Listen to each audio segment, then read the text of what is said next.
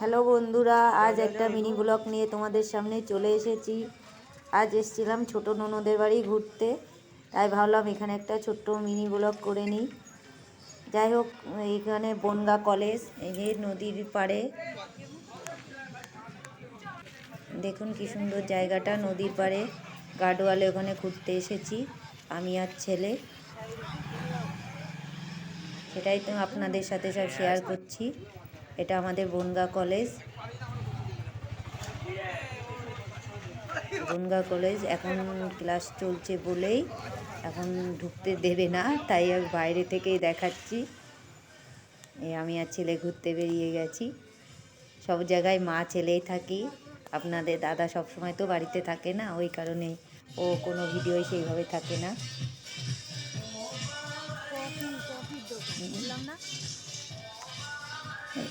দীনবন্ধু নগর।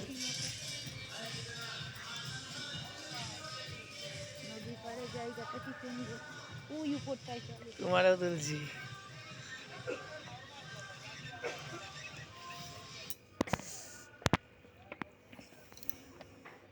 এরকম এই যে গার্ডওয়ালে চলে এসেছি নদীর পাড়ে। সবাই রোদ্দুরে দাঁড়িয়ে আছে। এখন জলটা কি সুন্দর লাগছে, আর ওপাশটা কি সুন্দর লাগছে, সিনারির মতো একেবারে।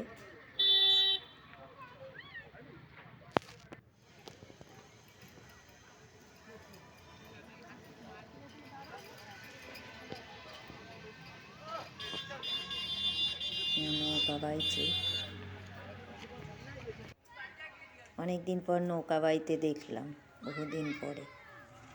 এই এখন কলেজের ওখানে সন্ধ্যা হয়ে গেছে, তাই চুপি চুপি ঢুকে গেলাম আমরা একটু কলেজের ভেতরের এই পোর্শনটা। দেখুন কি সুন্দর, সবাই খেলছে মাঠে, সন্ধ্যা হয়ে এসছে বলে সব ছেলেরা খেলতে এসেছে।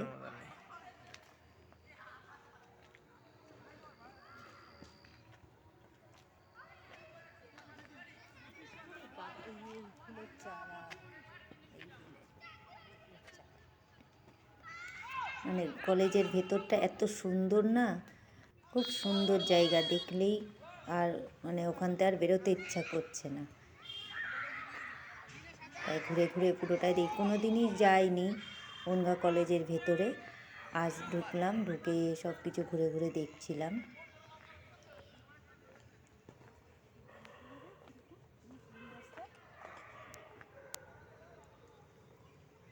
দেখুন কি একটা, এটা কি সুপারি আমি জানি না, আমাদের এখানে এরকম সুপারি খুব কমই দেখা যায়। গাছটা কি সুন্দর, গাছগুলো দেখতে। এবার একদম কলেজের ভিতরে ঢুকে গেছি আমরা। কলেজের ভেতরে ক্লাসরুম টুম এই রয়েছে, আর ওইখানে কাজ হচ্ছে এখনো।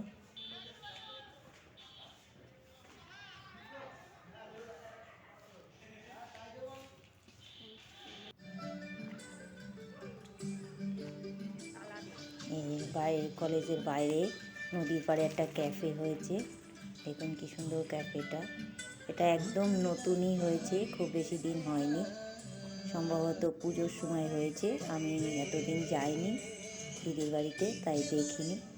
আজ যেয়ে দেখে খুব সুন্দর লাগলো, তাই ভাবলাম এটাও তোমাদের সাথে শেয়ার করি। তোমরা চাইলে এখানে ঘুরতে আসতে পারো।